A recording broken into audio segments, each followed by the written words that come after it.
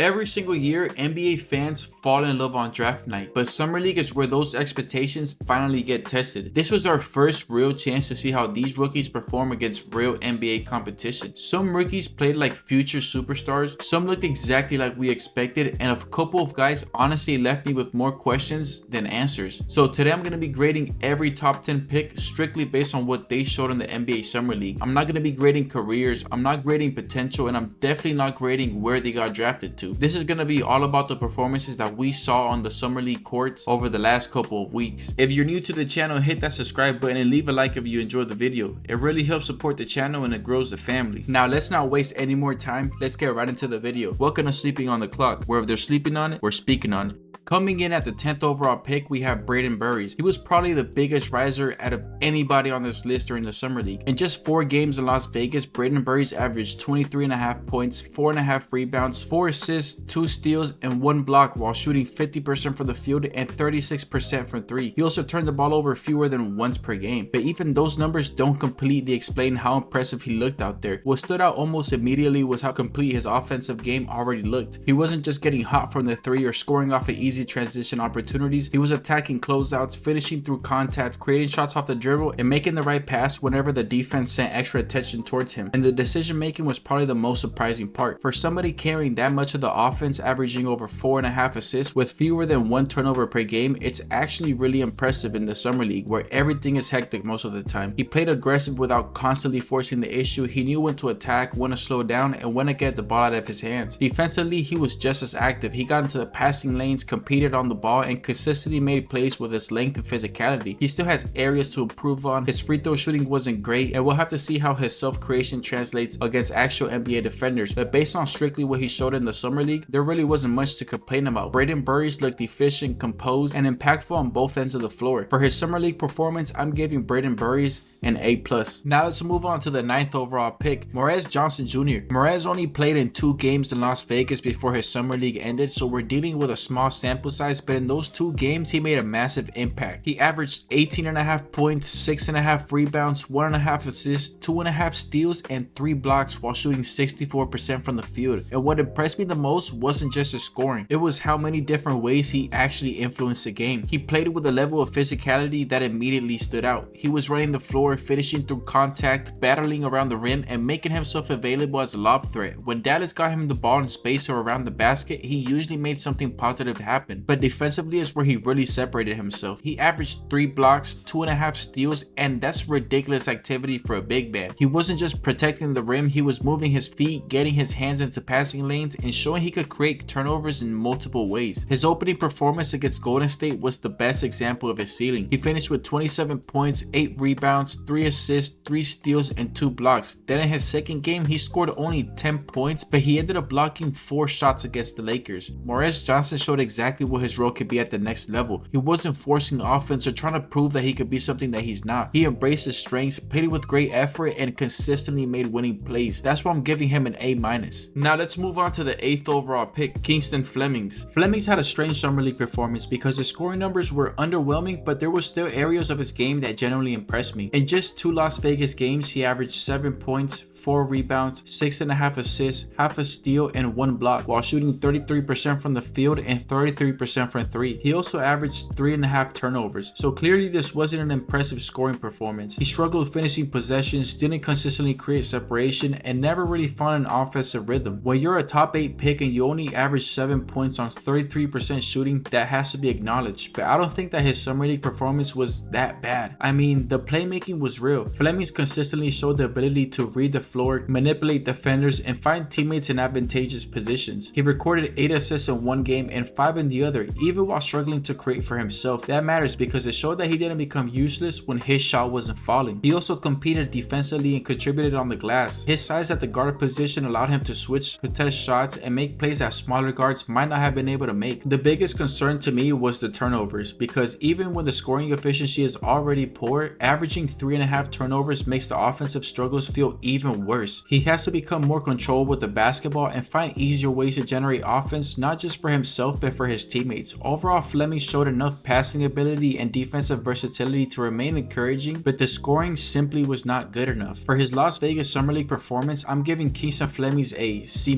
Now we're moving on to the 7th overall pick, Darius Akub Jr. Darius probably had one of the most difficult Summer League performances to grade because the talent was so obvious, but so were the problems. In 3 Las Vegas Summer League games, he averaged 19 points, 1 rebound, 5 assists, 1 steal, and 1 block, but he only shot 36.5% from the field, and a terrible 26% from 3 and 64% from the free throw line, while averaging 4.5 turnovers. The biggest positive was definitely his confidence and shot making ability. It didn't matter to him whether he had missed his last 3 shots or turned the ball over on the previous possession. He continued attacking, continued trying to create, and never looked afraid of the moment. His handle allowed him to get to the paint, and there were flashes where he looked extremely difficult to stay in front of. He could change direction in a split second, create separation, generate shots without needing somebody else to set him up, and he also showed a legitimate playmaking ability. Averaging over 5 assists proves that he wasn't only hunting for his own offense, even though that the majority of the time he was, let's be honest, but there was still a lot of possessions where he drew multiple defenders and made high-level passes to open teammates. But the efficiency and decision making were the serious problem, because when you're looking at the bigger picture, he needed more than 17 field goal attempts per game just to average 19 points, and having nearly 5 turnovers per game is far too many. There were stretches where he looked like he was trying to force a highlight instead of making a simple play. His 3 games showed inconsistency. He scored 19 points with 7 assists against the Clippers, struggled the next game to score 12 points with 4 of 14 shooting against Washington, and then responded with 26 points and 5 assists against Brooklyn. That final game showed why Sacramento had drafted him so high, but the other performances showed how much improvement he still needs to make. The difficult skills to learn are already there. He can create his own shot, break down defenders, and make advanced passes. Now he has to become more efficient and value each possession more. For his Summer League performance, I'm giving Darius Akub Jr. a very solid B. Now we're going to be talking about the 6th overall pick, Michael Brown Jr. Michael had a very solid summer league. I thought that he showed a pretty balanced combination of scoring, playmaking, and defensive activity. In 3 Las Vegas games, Brown averaged 16.5 points, 1.5 rebounds, 4 assists, 1.5 steals, and almost 1 block per game, while shooting 39.5% from the field, 33% from the 3, and 100% from the free throw line. And he also averaged 2.5 turnovers per game. The first thing that stood out to me was how natural he could create offense. He has a very smooth handle, he changes speed very well, he understands how to get by defenders leaning in the wrong direction. There were also possessions where he created clean looks for himself without needing a screen or complicated offensive action. Everything came very smooth. I also like his willingness to make plays for others. He wasn't just coming down the floor looking to shoot every time in the summer league. He showed patience, drew defenders, and found open teammates. 4 assists per game isn't an outrageous number, but his reads looked very natural rather than forced. Defensively, his activity was encouraging. He recorded 5 steals and 2 blocks across 3 games, showing that he could impact possessions without even needing to score. The biggest concern was definitely his field goal efficiency. Shooting under 40% from the field means that there was still too many difficult attempts and empty possessions. He relied heavily on the 3-point shot, attempting 7 threes per game and only converting on 33% of them. Overall, I thought Michael Brown showed exactly why he was selected this high. The shot selection, playmaking, and defensive instincts all flashed throughout the summer league, and even though the efficiency wasn't perfect, there was still a lot more to like than dislike. He's still gonna have to become more consistent against NBA defenses, but the overall skill set is easy to get excited about. If he continues improving his shot selection and becomes a little more efficient, I think he has a chance to become a really productive combo guard. For his summer league performance, I'm giving Michael Brown Jr. a B. Now let's move on to the 5th overall pick. Kian Waggler had one of the more interesting summer leagues in this draft class because his week was a complete roller coaster. In 4 Las Vegas games, he averaged 18 points, 3 rebounds, 2.5 assists, half a steal, while shooting 38.5% from the field, 33% from 3, and 80% from the free throw line. He also averaged 2 turnovers per game, which was almost the same amount of assists he was getting per game. Apart from that, the first thing that stood out to me was definitely his confidence. His summer league started about as rough as a possibly could have. He scored just 7 points on 1 for 7 shooting in his debut, and a lot of people were already questioning whether the Clippers reached by taking him with a 5th overall pick. But to his credit, he answered those questions immediately. The very next game, he dropped 23 points, then continued building confidence before finishing the Summer League with a 26-point performance against Minnesota. That response told me a lot more than the rough first game ever could. I also like the way that he created offense. He's not somebody who's going to blow by defenders with elite athleticism, but he plays with great pace, has a really polished offensive game, and understands how to get to his spots. As Summer League went on, he looked more comfortable making reads, knocking down shots, and creating for his teammates. Now, the efficiency still has to improve. Shooting 38.5% from the field isn't where you want your top 5 pick to finish, and there were definitely possessions where stronger defenders were able to knock him off of his spots. As he gets stronger and adjusts to NBA athletes, I think that'll naturally improve though. Overall, I thought Kian showed us exactly what we wanted to see from a young scorer. He didn't let one game define his Summer League. He adjusted, stayed confident, showed us exactly what we wanted to see from a young scorer. He didn't let one bad game define his whole Summer League. He adjusted, stayed confident, and finished the week playing his best basketball. For his Summer League performance, I'm giving Kian Waggler a B+. Now let's move on to the 4th overall pick. Caleb Wilson was one of the biggest stars of the Summer League, and honestly, he looked every bit like a top 5 pick. In 4 Las Vegas games, he averaged 23.5 points, 7 rebounds, 2 assists, 1 steal, and 2.5 blocks while shooting 50% from the field and 42% from 3. The only hole in his game was his free throw percentage, where he shot just 33%, and he also averaged a high amount of turnovers per game, which was at 5. The first thing that jumped off the screen was his scoring and defensive instincts. He wasted absolutely no time announcing himself, dropping 35 points, setting the Las Vegas Summer League record for most points ever by a player in his debut. He knocked down 7 of 11 threes that night and immediately put the league on notice. What impressed me the most was how versatile his offensive game looked though. At 6'10", he wasn't just living around the rim, he was handling the ball in transition, attacking defenders off the dribble, knocking down perimeter shots, and creating offense from all 3 levels. Coming into the draft, one of the biggest questions surrounding Caleb was whether his outside shot would develop, but based on what we saw in Las Vegas, that jumper looked a lot better than advertised. Defensively, he looked just as impactful, averaging 2.5 blocks while also generating steals. Shows the kind of defensive versatility that made him such an intriguing prospect. He protected the rim, switched shots to smaller players, and used his length to disrupt passing lanes. There were stretches where he completely changed possessions without even recording a block. Now there's still things that he needs to clean up. The turnovers were extremely high at 5 per game, and shooting 33% from the free throw line obviously has to improve. Some of those turnovers came from trying to do a little bit too much with the ball, which isn't surprising for a young player who's still adjusting to the NBA Summer League defenses, as we've seen from this list. But overall, I thought Caleb Wilson had one of the best Summer Leagues of anyone in this rookie class. He showed a star level scoring ability, impacted the game defensively, and looked far more polished offensively than many people expected. For his Summer League performance, I'm giving Caleb Wilson an A+.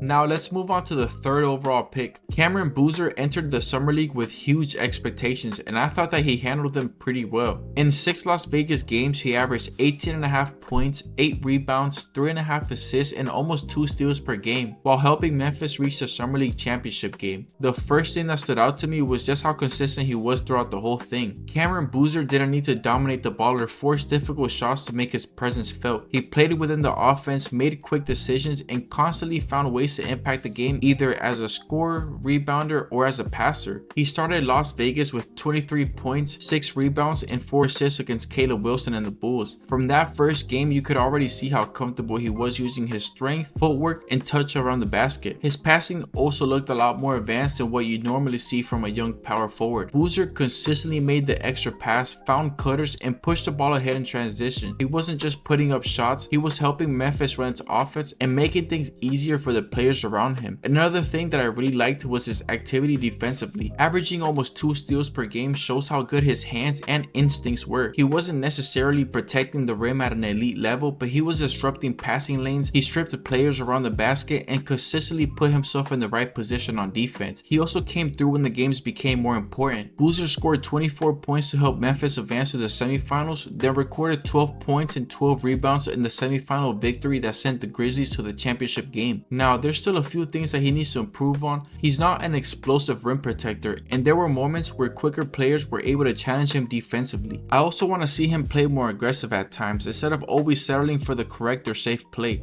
But overall, Cameron looked like one of the most complete complete players in the entire summer league. He scored efficiently, rebounded, created opportunities for teammates, generated steals, and helped lead Memphis all the way to the championship game. He didn't have to force the action to control games, and for a player who had only just turned 19, his decision making looked extremely advanced. For his summer league performance, I'm giving Cameron Boozer an A+.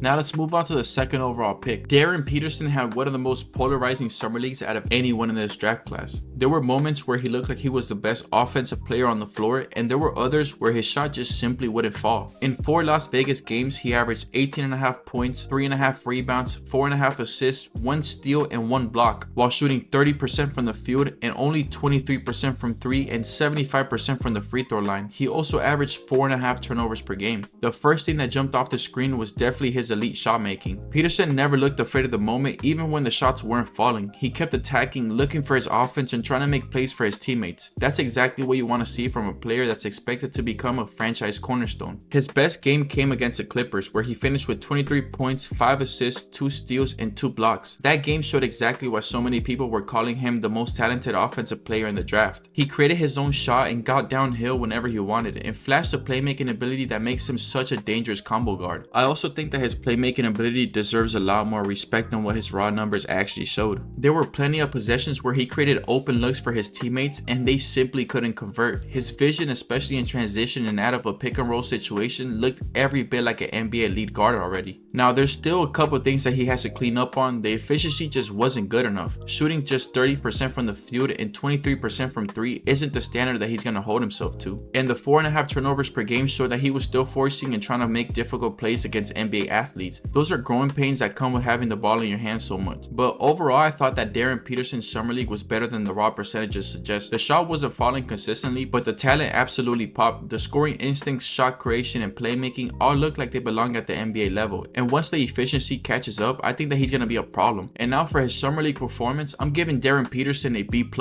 Now let's move on to the first overall pick, AJ Debonsa. AJ came into the summer league with more hype than anyone in this draft class, and for the most part, he lived up to it. In just 2 Las Vegas games, he averaged 25 points, 7 rebounds, 2 assists, 2.5 steals, and 1.5 blocks while shooting 40% from the field and only 9% from 3 and 85% from the free throw line. He also averaged 2 turnovers per game. The first thing that stood out was just how effortless scoring looked for him. Whether it was attacking the rim, knocking down pull-up jumpers, or creating space off the dribble, AJ consistently looked like the best pure scorer on the floor. He never seemed rushed, and even when the defenses loaded up on him, he still found ways to get to his spots. His biggest performance came against the Utah Jazz, where he finished with 27 points, showing off the complete offensive package that made him the consensus #1 pick. I was also very impressed by how engaged he stayed on the defensive end. Sometimes elite scorers can coast defensively during the summer league, but AJ was a complete game changer. He used his length to contest shots, rotated well as a weak side defender, and showed flashes of becoming a two-way star rather than just an elite bucket getter. Now there's still areas that he'll need to continue to develop. There were stretches where he settled for difficult jump shots instead of attacking the paint, and there were a few possessions where he tried to force passes that just weren't there. Those are minor issues for a player carrying such a large offensive workload, and they'll improve with experience. Overall, I thought AJ Debonsa looked exactly like what you would expect from the first overall pick. He was arguably the most dangerous scorer in this whole entire rookie class. He scored around the basket efficiently, competed defensively, and consistently looked comfortable against NBA level competition. For this summer league performance, I'm giving AJ Debonsa an A+.